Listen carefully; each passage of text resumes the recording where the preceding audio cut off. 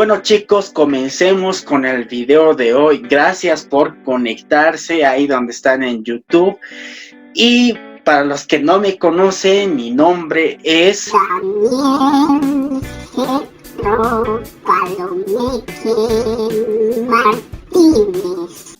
Muy bien, soy uno de los maestros de jóvenes de la Iglesia Cristiana Getsemaní. Así que ahí donde están ustedes, vamos a continuar con nuestras clases de cada domingo. 14 de junio nos toca estudiar el libro de Eclesiastés. Este libro es un libro en el cual van a darse cuenta que el autor trata de reflexionarlos nuestra vida, se podría decir, porque nos habla de que tarde o temprano vamos a morir, todo lo que hacemos no tiene sentido en nuestra vida, y a la final el autor se da cuenta o entiende que tenemos que obedecer a Dios y temerlo. De esa manera es como nuestra vida va a tener sentido. Así que comencemos con el video. Eclesiastés es uno de los libros que está en el Antiguo Testamento y pertenece al grupo de los libros poéticos y de sabiduría. Es el cuarto libro que está en este grupo y podemos encontrarlo después de Proverbios y antes de Cántares.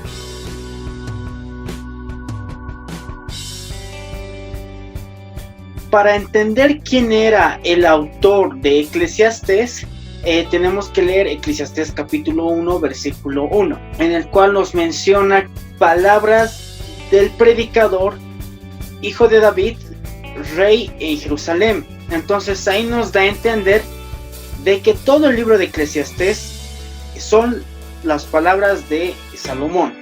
Si ustedes se dan cuenta, el versículo 1 está hablando en tercera persona, palabras del predicador. Entonces ahí vemos que simplemente lo dijo y otra persona fue quien lo compiló todos esos dichos. Etimológicamente el libro de Eclesiastés se escribe en el griego así. Traducido esta palabra que acabamos de ver al español, se lo traduce como asamblea o reunión. Ahora, la Septuaginta, ¿por qué puso con el nombre de reunión a este libro? ¿Por qué? Es porque este libro compila todas las reuniones o todas las conferencias, las charlas y demás que Salomón dio mientras estaba como rey a las personas que venían a visitarlo, se podría decir. Una persona, la verdad no se sabe quién, pero una persona agarró para escribir y empezó a escribir todo lo que Salomón decía, todos sus dichos. Entonces por eso es que se denomina a este libro como reuniones o asambleas. Bueno, el reinado de Salomón ha sido desde el 970 hasta el 930 antes de Cristo, obviamente. Entonces es posible que entre uno de esos años hayan podido escribir las frases que él decía o los consejos, las charlas, las conferencias que él daba siempre a las personas que lo venían a visitar. Entonces está entre esas fechas.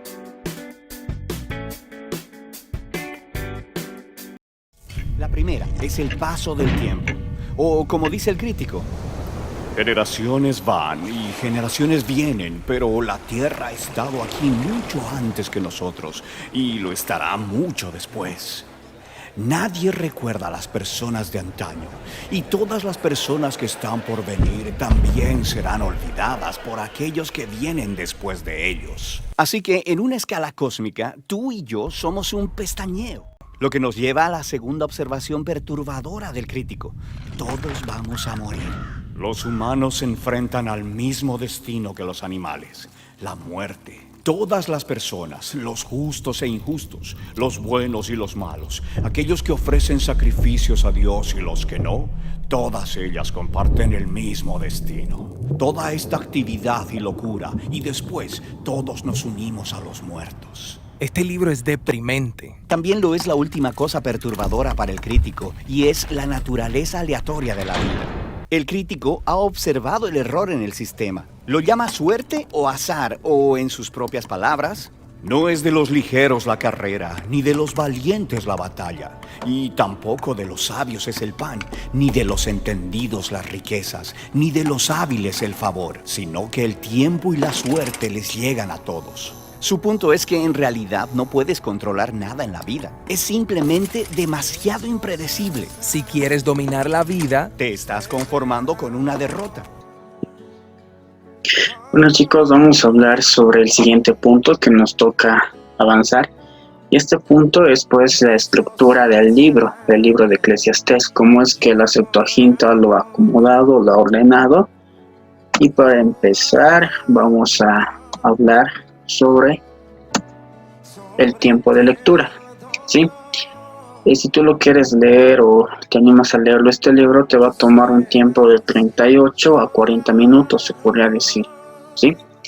Y esto es debido a que tiene un total de capítulos que son 12, y estos 12 capítulos son conformados por versículos, y estos versículos son unos 222 versículos que encontramos en todo el libro de Eclesiastés. Ahora, en el video que acabamos de ver, al libro lo ha dividido en 3 partes. Nosotros vamos a hacer lo mismo para que se pueda entender mejor. Y el primer punto, la primera parte de este libro, lo llamamos como el paso del tiempo, ¿sí? Aquí está conformado por el capítulo 1, el capítulo 3 y el capítulo 5. Y bueno, en el capítulo 1, ustedes van a encontrar ahí en sus Biblias que el tópico dice vanidad de vanidades.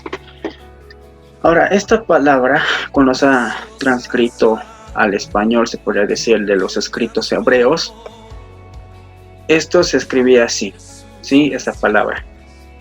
Pero esta palabra no quiere decir vanidad de vanidades, sino que quiere decir humo o vapor, se podría decir a esta palabra que está acá en hebreo. Y en este libro de Eclesiastés son mencionadas 40 veces esta palabra, humo o vapor, ¿ya? Y ahora, ¿por qué el que ha escrito el libro ha puesto humo? ¿Qué tiene que ver el humo o por qué? Es porque, como decimos, en el paso del tiempo, si ustedes ven acá un reloj ahí medio que desvaneciéndose, así es nuestra vida. Nuestra vida es como este relojito. Y cosa que mientras más pasa el tiempo, nosotros poco a poco ya nos estamos yendo de este mundo, porque con los años ya uno envejece y al punto en el que todos vamos a llegar va a ser a la muerte, ¿sí? Entonces, por eso es que el autor trata de explicar esto y lo relaciona con un humo, porque nuestra vida es así. Es como que tú pones a la caldera, esperas a que hierva, ya cuando esté hirviendo sale un fuerte humo, pero cuando ya lo apagas, pasa unos minutos, así unos cuantos segundos, el humo poco a poco se desvanece. Y por eso es que el autor dice en el versículo 3 del capítulo 1, dice: ¿qué provecho tiene el hombre de todo su trabajo en que se afana debajo del sol? Generación va y generación viene, mas la tierra siempre permanece. Entonces ahí podemos ver que el autor dice que nuestra vida es como un humo, solo está unos segundos y ya se va. Lo que nos lleva al siguiente capítulo, que es el capítulo 3. Todo tiene su tiempo. Aquí el autor nos dice lo siguiente. Bueno, acá dice: todo tiene su tiempo, y todo lo que se quiere debajo del cielo tiene su hora. Tiempo de nacer, tiempo de morir, tiempo de plantar, tiempo de arrancar lo plantado. Y bueno, sigue diciendo más si ustedes siguen leyendo en el capítulo 3. Pero lo que se refiere aquí es que el que ha escrito el libro nos está haciendo querer entender que nuestro tiempo acá en la tierra es muy corto, por lo cual tenemos que decidir muy bien en qué vamos a aprovechar nuestro tiempo, se podría decir. Como dice acá, todo tiene su tiempo y nuestra edad ahorita sería la de trabajar y estudiar y ya con el tiempo ahorrar dinero, en un futuro casarnos y ya bueno, ya Dios estará ayudándonos, ¿no? Pero eso es lo que trata de decir el autor en el capítulo 3. Ahora, para continuar con este punto, hablamos sobre el capítulo 5, la insensatez de hacer votos a la ligera. El que ha escrito el libro, en el versículo 3 del capítulo 5, dice: porque de mucha ocupación viene el sueño, y de la multitud de palabras la voz del necio. Cuando a Dios haces promesa, no tardes en cumplirla, porque Él no se complace en los insensatos, cumple lo que prometes. A ti y a mí me debió pasar muchas veces, me incluyo, en el que tú y yo, digamos, estamos en una circunstancia que la verdad nos tiene así apretados, ya no sabemos qué hacer. Muchas veces a Dios le hemos dicho: Dios, te voy a servir, te voy a ayudar, voy a hacer tu obra, voy a trabajar, voy a aferrarme más a ti, pero si me ayudas a hacer esto. Y Dios te ayuda, no sé, cumple lo que tú quieres que haga, y a unos días nosotros nos olvidamos. Y eso es justamente lo que el predicador, en este caso el que ha escrito el libro, ya compilado los dichos de Salomón, nos trata de hacer entender que no tenemos que ser así. Si vamos a cumplir a Dios, si vamos a prometer a Dios algo, tenemos que cumplirlo, tenemos que hacerlo, ¿sí? Ahora, para continuar, vamos a ir al segundo punto, que ya no sería el paso del tiempo, sino sería la mortalidad humana, o en otras palabras, la muerte del hombre, ¿ya? Y esta sección o esta segunda parte está conformada por el capítulo 7 y por el capítulo 8, ¿sí? Para entender mejor, vamos a hablar sobre el capítulo 7. El que ha escrito el libro y, bueno, los dichos de Salomón, la Septuaginta lo puso como como el tópico entre contraste entre la sabiduría e insensatez. Acá nos habla acerca de un versículo que la verdad nos hace reflexionar mucho. Bueno, a mí personalmente me hace reflexionar porque dice acá: mejor es ir a la casa del luto que a la casa del banquete, porque aquello es el fin de todos los hombres, y el que vive lo pondrá en su corazón. Mejor es el pesar que la risa, porque con la tristeza del rostro se enmendará el corazón. El corazón de los sabios está en la casa del luto, mas el corazón de los insensatos está en la casa donde hay alegría. Entonces ahí, si tú te das cuenta, el autor prácticamente ya está hablando acerca de la muerte del hombre, de cómo una persona muere. Muchas veces, bueno, si tú te acuerdas, ¿no? Has ido tal vez a un velorio, en ahí todo el mundo está, se podría decir, triste, callado, pensativo, razonando. Y para el autor, esos momentos donde tú te pones a analizar lo que va a pasar con tu vida, o te pones a ver en un futuro cómo piensas morir, o cuando ya estés muerto, qué va a pasar, el autor trata de hacernos entender eso, que mientras tú estás en el velorio, tú te pones a pensar y analizas toda tu vida, tratas de encontrarle tal vez un sentido, y por eso es que el autor dice: mejor es ese momento que estar en una fiesta o estar ahí en un momento donde gozas la vida, porque de ahí no analizas nada, todo piensas que está bien, que está correcto, está tranquilo.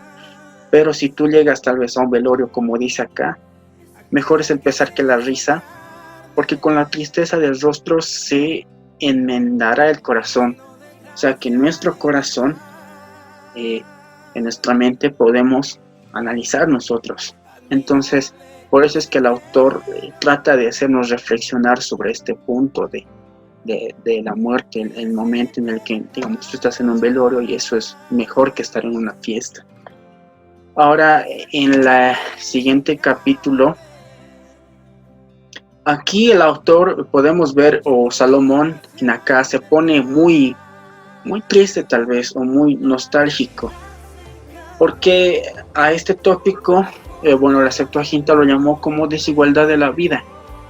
Y eso es a que, el autor, el que ha escrito el libro, dice: he visto que hay malvados que reciben honores en su entierro. Sin embargo, eran los mismos que frecuentaban en el templo, y hoy les alaba en la misma ciudad donde cometieron sus delitos. Eso tampoco tiene sentido. En otras palabras, pongámosle a una persona que ha hecho, como dice acá, ha hecho mucho mal, ha sido, no ha ayudado a la gente, digamos, que le ha pedido ayuda, no ha hecho acción social, tal vez. Pongámosle así a una persona que tal vez no ha ayudado en nada a la sociedad y mucho no se ha hecho querer con la gente. Entonces dice que este tipo de malvados reciben honores, dice acá, en su entierro, y hasta tal vez viven vidas largas. Pero ¿qué hay en el caso de la gente que tal vez hace ese tipo de cosas, pero muchas veces no les va bien en la vida, tienen una vida tal vez de sufrimiento? Y eso es lo que el autor trata de entender, lo que trata de pensar, por qué la vida en este sentido es injusta, es muchas veces no tiene sentido, como dice el autor, ¿sí? Bien, vamos a continuar con el tercer punto, y el tercer punto lo hemos denominado como la vida es incierta o aleatoria. Y esto quiere decir a que tú y yo no tenemos control de lo que pasa en el futuro o lo que va a pasar.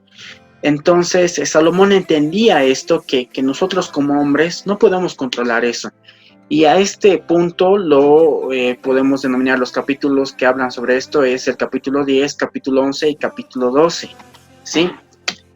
Ahora, en el capítulo 10 nos habla acerca de la excelencia de la sabiduría. El versículo dice: así como las moscas muertas apestan todo un frasco de perfume, una pizca de necedad arruina gran sabiduría y honor. Se puede identificar a los necios tan solo con ver cómo andan por la calle.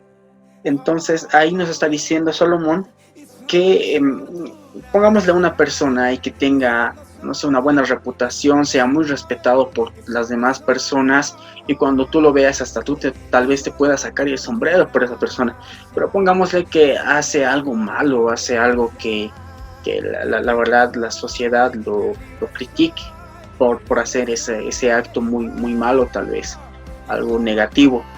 Entonces, gracias a eso, muchas personas lo van a señalar, ya no lo van a ver como a una persona así en eminencia, a una persona respetada, sino que ya lo van a ver a esta persona y ya van a solo recordarle por lo malo que ha hecho, no por lo bueno que ha hecho. Entonces Salomón entendía este punto, y por eso es que dice: las moscas muertas apestan todo un frasco de perfume.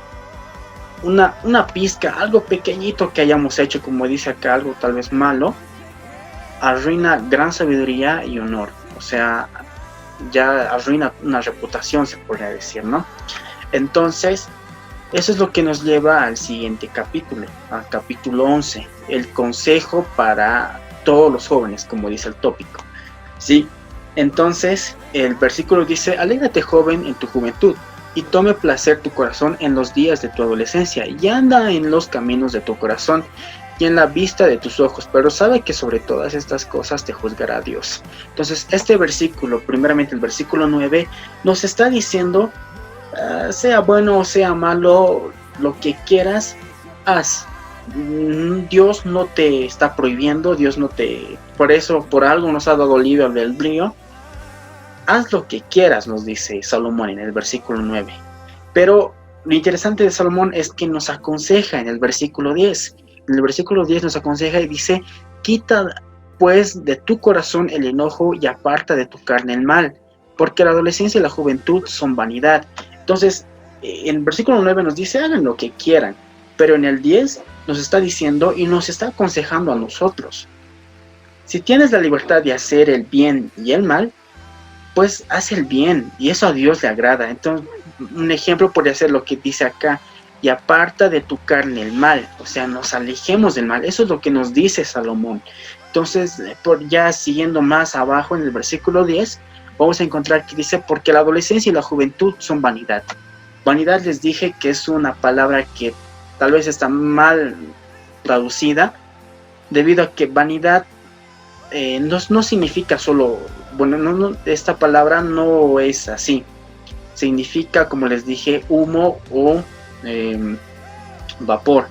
Nuestra adolescencia y nuestra juventud pues pasa así, volando. Entonces tenemos que saber aprovechar nuestro tiempo. Entonces eso es lo que nos aconseja en el capítulo 11 Salomón. Ya en el capítulo 12 es algo que Salomón ya a final de todo nos da lo que dice el tópico: deber del hombre. Esto no solo es para el hombre, sino también esto es para la mujer, o debería llamarse tal vez el tópico: deber de la humanidad, deber de todas las personas. Sí, dice acá: el fin de todo el discurso oído es este. O sea, lo último, lo final que dijo Salomón es: teme a Dios y guarda sus mandamientos, porque esto es el todo del hombre. El versículo 3 entonces dice que temamos a Dios y guardemos sus mandamientos. Del todo del hombre se refiere a que esto es el propósito del hombre. Nosotros como creyentes, ese es nuestro propósito: temer a Dios y guardar sus mandamientos, ¿sí? Entonces, ya yendo al versículo 14 dice: porque Dios traerá toda obra y juicio juntamente con todas las cosas encubiertas, sea buena o sea mala.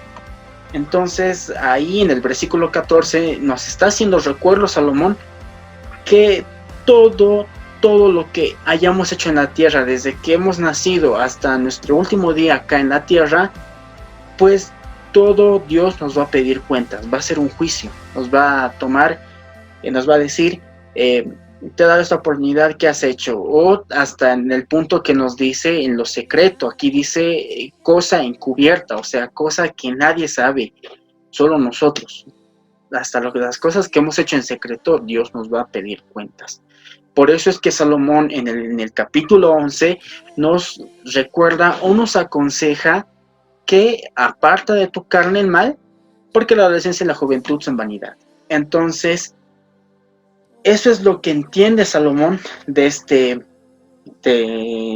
estos capítulos. Es así como nos está diciendo él, ¿sí? Y ya para terminar, chicos, el capítulo o el versículo final con el que les quiero dejar es Eclesiastés 12:13. Ya que Salomón, como les dije, teme a Dios y guarda sus mandamientos.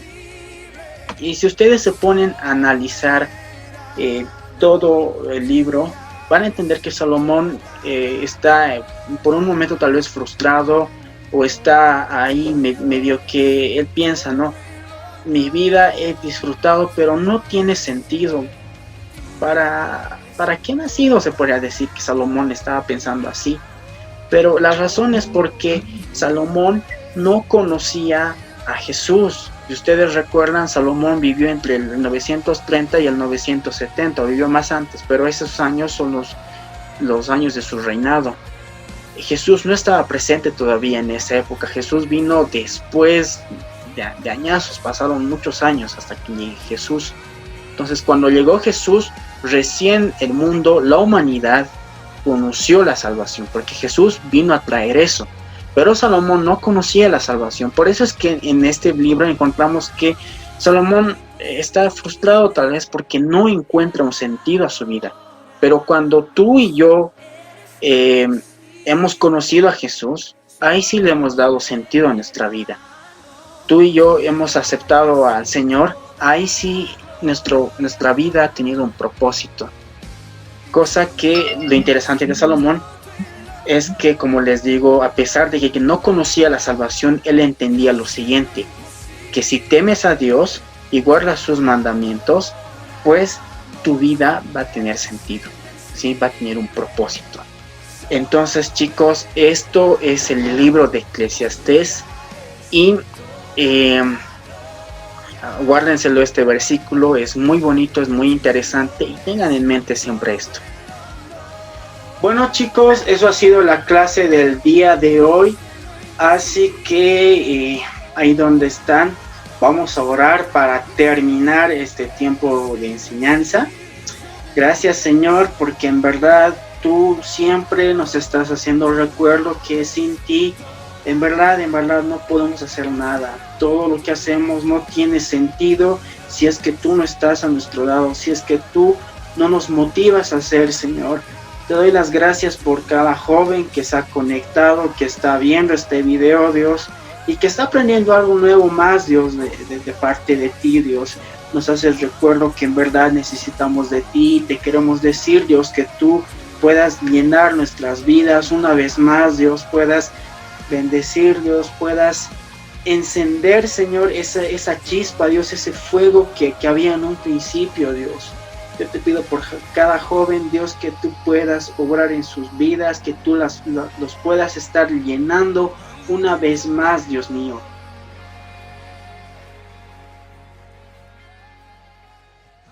Amén, chicos. Quiero decirles que he creado en Google Drive. Allí en la descripción del video ustedes van a poder darle clic al link y les va a mandar a una encuesta, unas preguntas, y estas preguntas son acerca del tema que hemos avanzado el día de hoy, de Eclesiastés. Entonces, como tareita, eso les estoy dejando, y las personas que respondan obviamente van a tener un premio. Y así que, chicos, pónganse las pilas. Y también su tarea, aparte de eso, es mandarme un video en el que ustedes están repitiendo el versículo de hoy. Y el versículo de hoy va a ser Eclesiastés 12:13. Así que me mandan el video y bueno, ya ustedes ya saben. Hasta aquí el video. Bendiciones a todos, un abrazo para todos ustedes y aplicar lo que hemos aprendido esta semana. Bendiciones.